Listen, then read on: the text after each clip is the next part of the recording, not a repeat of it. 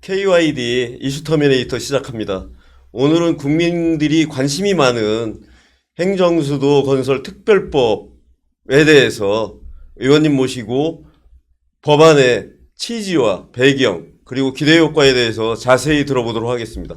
저는 뉴스핌의 이재창 정치전문기자입니다. 오늘은 황운하 조국 혁신당 재선 의원님 모시고 이 법안에 대해서 자세히 말씀을 나눠보도록 하겠습니다. 황 의원님 안녕하십니까? 안녕하세요. 예, 네, 안녕하십니까? 반갑습니다. 긴 시간 이렇게 내주셔서 다시 한번 감사드립니다. 그 행정수도 건설 특별법 제정 이 제정안이죠? 예, 법 제정하는 거고요. 예, 법 제정하는 건데 과거에도 제정된 적은 있었습니다. 근데 하여간 발언 저 법안을 발의한 배경이 궁금합니다. 이게 지금 그 민주당의 충청권 의원들도 이 법안 지금 발의를 서두르고 있다.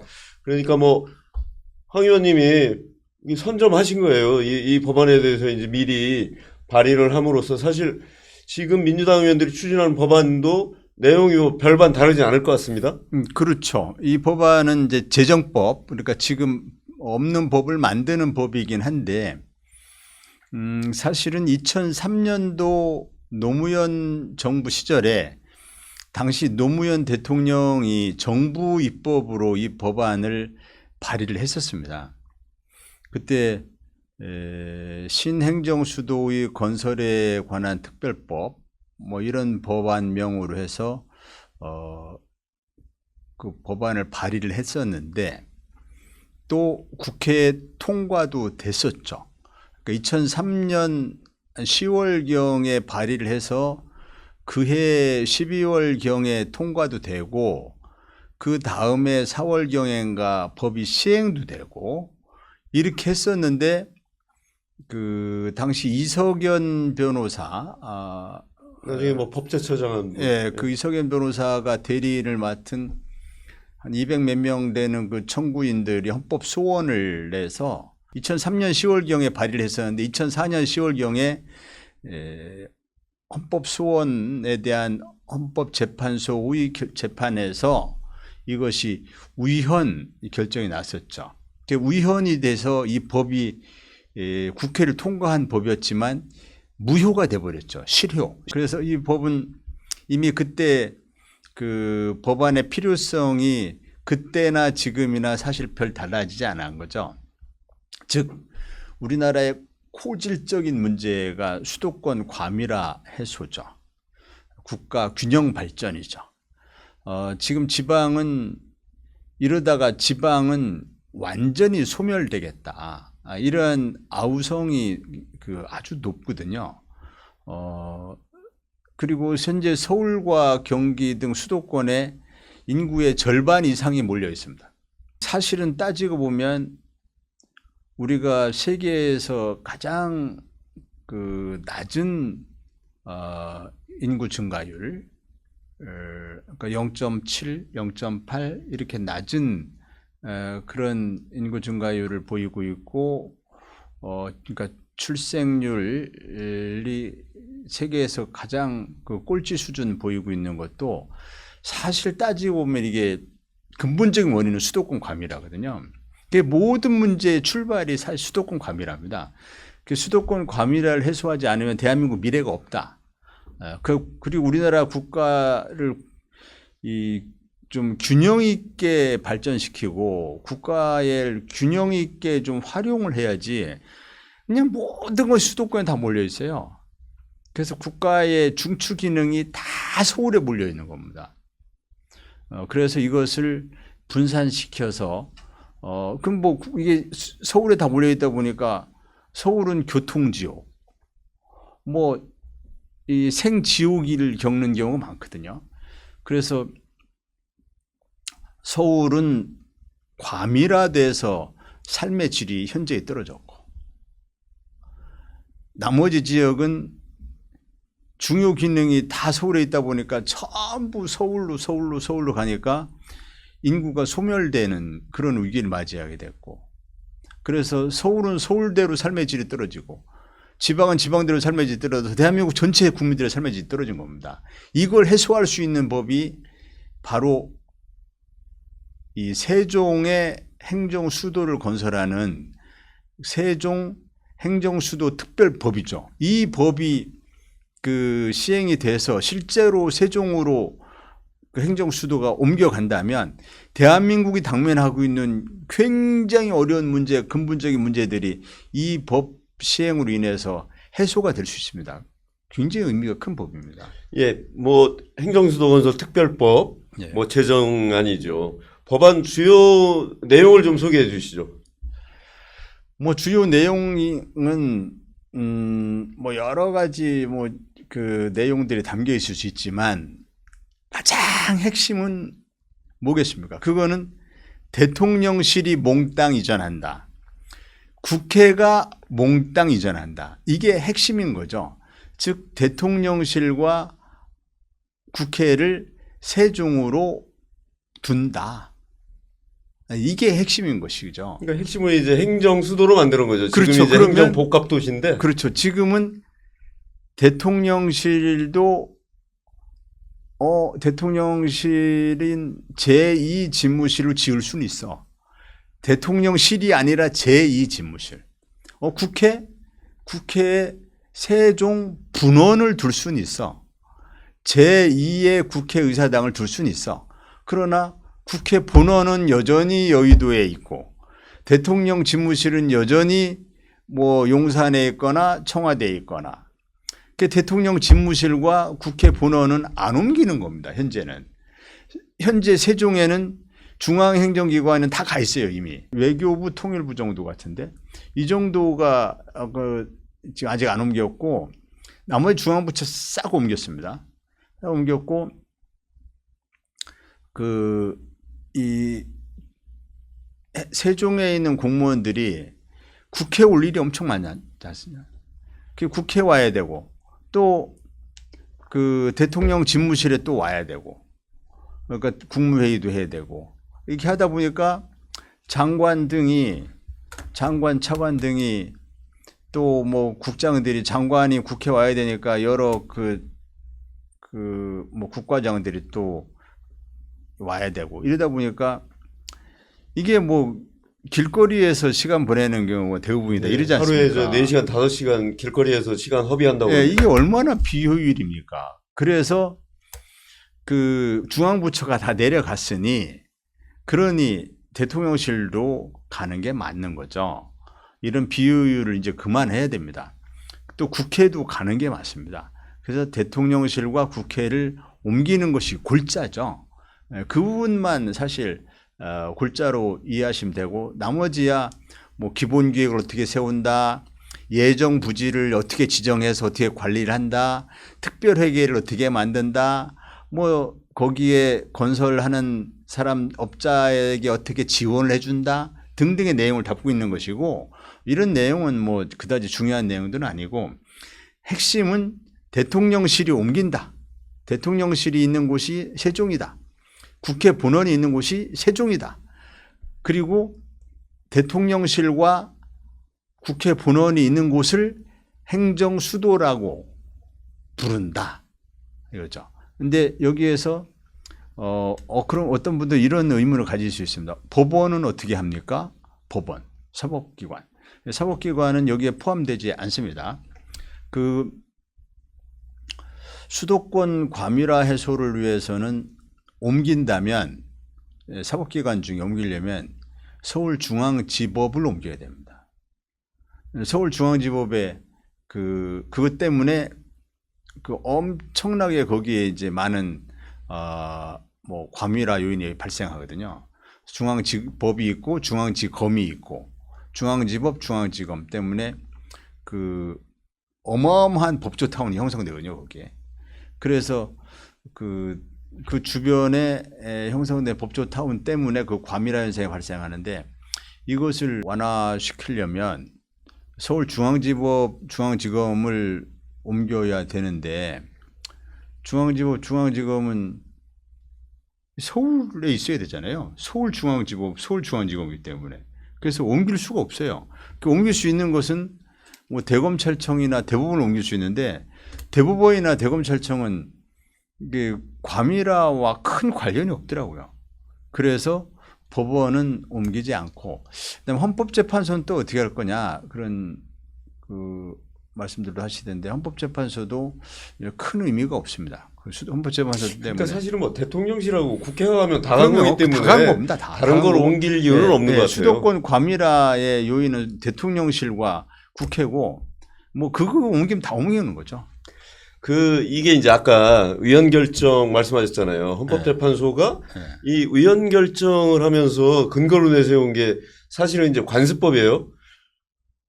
수백 년 동안 서울이 수도다. 이런 게 이제 관습적으로 내려온 건데 이걸 깨면 안 된다. 그래서 이제 깨지 않는 것이 결국 이제 대통령실, 뭐 국회, 뭐 이런 것들이 상징적으로 남아 있어야 된다. 이런 논리로 이제 의원 결정을 내린 거잖아요. 그런데 그러면 지금 상황이 뭐 바뀐 게 있을까요? 2004년이네요. 2004년에 헌재에서 관습헌법, 불문의 관습헌법. 그러니까 그게 우현이라고 하려면 헌법 어디에 위반됐는데 그게? 행정수특별법이 헌법 몇 주에 위반됐는데 이 설명을 주셔야 되는데 헌법 어디에도 수도가 어디라는 그 규정은 없기 때문에 헌법에 어긋났다고 할 수가 없어요. 그래서 만들어낸 논리가 그건 그 법에는 헌법에는 안 나와 있지만 불문 그러니까 명문화되어 있지 않은 성문화되어 있지 않은 관습 헌법이다. 대한민국 국민들이 오랜 기간 동안 대한민국 수도는 서울이야 이렇게 생각하고 살아왔기 때문에 일종의 관습헌법이다. 이런 억지 논리죠, 사실은. 그래서 이 서울의 기득권들을 위한 억지 논리를 견강부회식 논리를 만들어냈다. 이렇게 비판할 수 있습니다. 그런데 이제 지금은 상황이 어떻게 달라졌느냐? 우선은 여야가 합의할 가능성이 있습니다. 여야가 합의할 가능성. 당시는 노무현 대통령이 이제 추진을 했었고, 당시 그 야당은 반대를 했었는데, 지금은 여야가 합의하에 추진될 가능성이 있다. 왜냐하면 국민의힘도 이걸 공약을 했었거든요. 그래서 국민의힘도 국민의힘의 당의 공식 입장은 반대하지 않는 것이거든요. 그래서 여야가 합의할 가능성이 있다라는 거고, 그 다음에 이재명 대통령이 이제 선거 공약으로 제시하기도 했는데 그 개헌 공약이 걸려 있습니다. 지금 개헌.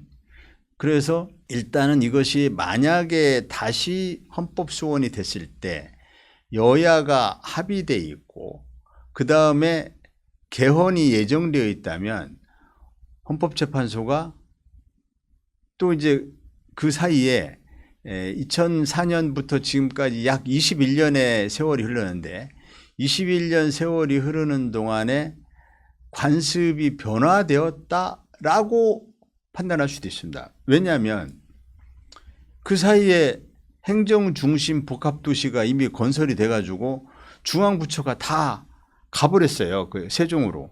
그리고 언젠가는 서울에 있는 그 시민들도 아니 뭐 시기가 문제지 언젠가 가겠지. 세종으로 중앙부처가 다 옮겨갔는데 지금처럼 세종의 중앙부처 따로 서울의 대통령실 따로 국회 따로 이걸 언제까지 가겠냐. 길거리에서 4-5시간씩 보내는 이런 일을 언제까지 해야 되느냐. 이거에 대해서 문제의식을 가지고 옮겨야 된다라고 다 생각할 겁니다. 그래서 그 사이에 이제는 세종이 우리가 수도가 되는 모양이구나라고 인식이 굉장히 보편화돼서 2004년도에 국민들의 인식과는 많이 달라졌다. 이게 이제 관습이 달라졌다는 얘기군요. 그러면 그 황 의원님은 헌재가 이거 우현이라고 안 한다. 판결을 내렸었는데 이번에는 의원 결정을 안 할 수 있다. 안 할 가능성이 우선 높다. 그 다음에 우선은 안 할 가능성이 높고 이재명 대통령이 선거 과정에서 내년 지방선거 때 개헌 공약을 했습니다. 내년 지방선거 개헌. 지방선거와 동시에 개헌 국민투표를 하겠다 공약을 했고 개헌을 한다면 당연히 이것이 이제 포함되겠죠. 개헌에 그러니까 근본적으로는 개헌을 통해서 아예 그 시비를 원천적으로 차단해야죠. 개헌에 한 줄만 들어가면 되거든요. 수도는 법률로 정한다. 9글자만 들어가면 됩니다. 수도는 법률로 정한다. 9글자만 들어가면 그럼 행정수도특별법에 그 대통령실이 있는 곳, 국회의사당이 있는 곳을 수도로 한다. 이렇게 정해놓으면 이제 다 해결이 되는 거거든요. 그렇기 때문에 그 개헌, 내년 지방선거 때의 개헌, 이 저는 확실하다고 보고, 전 그 개헌이 성사될 수 있도록 그 조국혁신당이 이 개헌에 좀 그 선도적인 역할을 하기 위해서 여러 가지 준비를 하고 있습니다. 그래서 어쨌든 그 개헌도 내년에 될 것으로 보고 있고, 그래서 개헌을 통해서 그 시비가 원천적으로 제거될 것이다 이렇게 보고, 설사 개헌되기 전이라 하더라도 헌재에서 과거처럼 관습헌법이라는 이유로 우현이라는 그런 결정을 안 할 것이다. 저는 그렇게 봅니다. 궁금한 게 있는데요. 네. 국회의원님들 대부분 집이 서울이에요. 사실은 지방에 지역구를 두고 있는 분들도 재산신고 상황 이런 거 보면 거의 뭐 집이 서울인 사람이 많거든요. 저도 서울입니다. 그러니까요. 네. 국회의원들이 이거 동의할까요? 저는 뭐 이제까지 말씀하신 국민들의 인식이 많이 바뀌었다. 오케이. 그것도 이제 뭐 그럴 수 있다고 보고요. 그리고 헌재가 그런 다른 판단을 할 수도 있다. 이것도 동의합니다. 그런데 이게 본질적으로는 이제 국회의원님들이 동의를 해야 되는 거잖아요. 의원들이. 그러니까 여야가 당론으로 정해야죠. 당론으로 정하면 개별 국회의원들이 개인적인 반대 의견이 있다 하더라도 당론에 따라야 되죠. 조국혁신당이 민주당보다 빠르게 이것을 당론으로 발의할 수 있었던 것은 조국혁신당은 지역구 의원이 하나도 없기 때문에, 그래서 이에 대해서 아무도 반대 의견을 얘기 안 합니다. 그러나 서울이 지역구인 의원들은 지역구 주민들이 반대하면 본인의 뭐 개인의 집값이니 뭐 그 자산 가치가 떨어지니 뭐 이게 문제가 아니고, 지역구 주민들의 입장을 대변해야 될 국회의원이 지역구 주민들이 반대하는데 찬성한다고 얘기하기 어렵잖아요. 그러니까요. 예. 그게 지역구의 의원들, 서울과 이 수도권의 지역구 의원이 절반이 넘기 때문에 121명쯤 되는데, 그러면 그분들이 반대하면은, 예를 들어서 그분들이 반대하는 게 아니죠. 엄밀하게 얘기하면. 네. 그분들이 지역구로 돈 수도권 주민들이 반대하는 거죠. 시민들이. 그렇죠. 예, 예. 만약에 그렇다면은 벽에 부닥칠 수도 있지 않을까요? 그래서 민주당 같으면 당론으로 추진하는 과정에서 약간의 어느 정도의 진통은 전 있을 거로 봅니다. 그러니까 당론을 하는 데 대해서 수도권 의원들이 좀 더 설득 작업이 필요하다. 뭐 이런 문제 제기를 하면서 그럼 약간의 진통이 있을 수도 있고, 국힘 의원들은 수도권 의원들도 있고 영남 의원들도 있고 주로 이제 그렇게 돼 있지 않습니까? 근데 수도권 의원들은 많지는 않습니다. 그래서 수도권 의원들은 반대할 수도 있는데, 또 한편 국힘 의원들 중에 충청권 의원들도 있거든요. 이 세종으로 행정수를 옮겼을 때 주민들이 막 찬성할 수 있는 대전, 세종, 충남, 충북 이 지역의 의원들도 있거든요. 국힘 의원들이. 그래서 그런 의원들은 또 지역구 주민들의 의사에 따라서 찬성할 것이고, 그러면 그것이 찬반이 나뉜다면 이제 개헌으로 가면 되거든요. 개헌 절차대로. 그럼 개헌 절차라는 것은 국회의원 3분의 2가 찬성을 해야 되잖아요. 3분의 2. 이쪽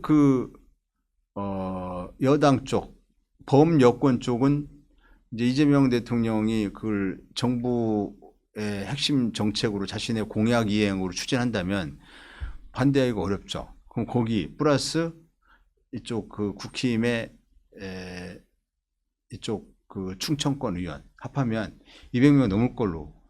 그러니까 결국은 또 이재명 대통령의 결단의 문제네요. 그러니까 그렇죠. 개헌도 어차피 이제 이 대통령이 결심만 하면 사실은 개헌은 가능한 거잖아요. 여야가 모두 공감하는 그런 부분이기 때문에 예. 그게 가능하고 대통령실 이전 문제도 마찬가지고요. 그렇죠. 자기 사무실이 옮겨가는 거잖아요. 그렇죠. 대통령실 물론 이제 장기적으로 이전도 추진하는 거지만 예. 그리고 이제 수도권 의원들이 반대할 수는 있는데 행정수도 특별법 이것을 그 대통령이 공약 이행 차원에서 강력하게 이렇게 드라이브 걸면 여당 의원들이 반대하기 어렵잖아요. 그러니까요. 그리고 그것도 그거를 결국은 대통령의 결단의 문제네요. 예, 그럼 이걸 법으로 만들어 버리는 거죠, 법으로. 그래서 이재명 대통령께서 세종의 국회의원인 이제 강준현 의원이 있죠, 세종 의원. 법안을 준비하라고 대선 과정에서 말씀하신 걸로 제가 알거든요. 주구신당은 그 전에 빠르게 움직일 수 있기 때문에 뭐 그 지역구 의원도 없고 해서 빠르게 움직일 수 있기 때문에 우리는 그리고 일찍이 국가 균형 발전에 대해서 그 민주당이 사실은 국가 균형 발전과 지방자치를 강화하는 거에 대해서 민주당은 항상 이 부분에 대해서 항상 그 좀 선도적인 입장을 보여왔거든요. 그 보수 정당에 비하면 DJ 때도 그렇고 계속 그런 입장을 보여왔기 때문에 그래서 이제 범민주 진보 진영 쪽에 속하는 주국신당도 국가 균형 발전 문제에 대해서 굉장히 선도적인 입장을 보여야 된다. 이래서 우리는 일찍이 당론으로 얼른 발의를 해버렸죠. 당론 발의했는데 그러니까 이제 민주당이 조국혁신당이 빠르게 움직이니까 민주당이 좀 자극을 받아가지고 민주당이 역시 지금 준비를 하고 있는 걸로 아는데 어쨌든 법안이 통과되면 뭐 그냥 법대로 하는 것이죠. 또 그 개헌이 되면 그냥 법대로 가는 것이죠. 그러니까 말씀 들어보니까 결국 뭐 이 대통령도 법안을 만들라 이렇게 지시를 했었고 그다음에 충청권 의원들이 실제로 지금 법안 발의 준비를 하고 있고 그렇다면은 이 대통령이 뭐 결단만 내리면 이게 뭐 쉽게 해결될 수 있는 문제예요. 그렇죠. 예. 그래서 이제 그렇게 보면은 이제 그 이 법안이 국회 통과될 가능성이 제가 보기에는 이제 꽤 있어 보이는데 매우 높죠. 예. 마지막 질문입니다. 예. 그 궁금한 게 그러면 이 법안이 통과되면 그 기대 효과 이런 게 좀 있을 것 같은데요. 간략하게 그걸 좀 한번 설명을 해 주시죠.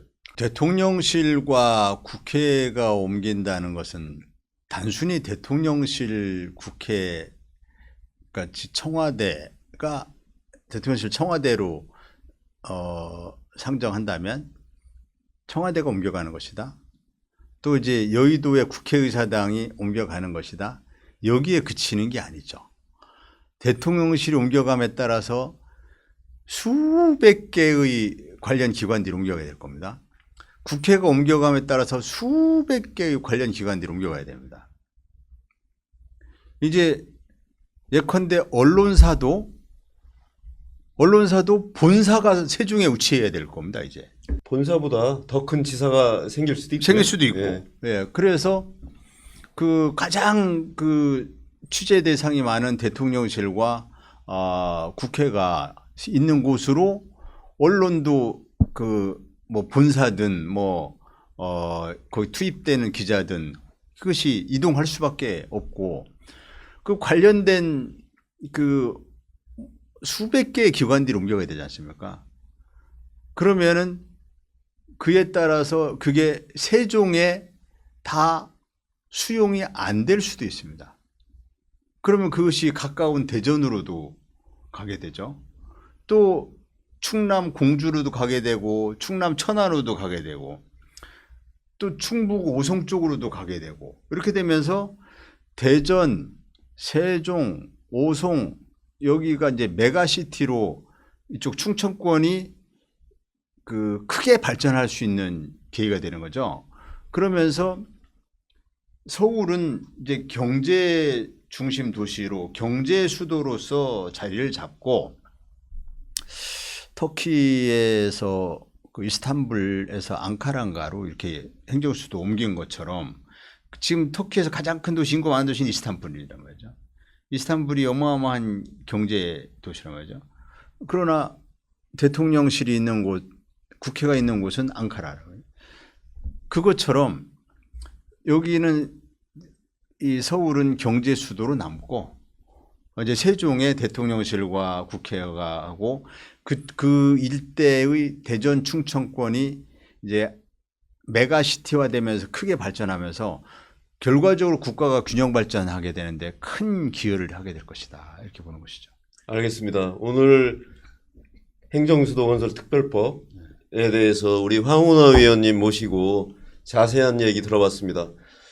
앞으로도 주요 관심 법안들 의원님들 모시고 자세히 알아보는 시간들을 계속 마련하겠습니다. 감사합니다.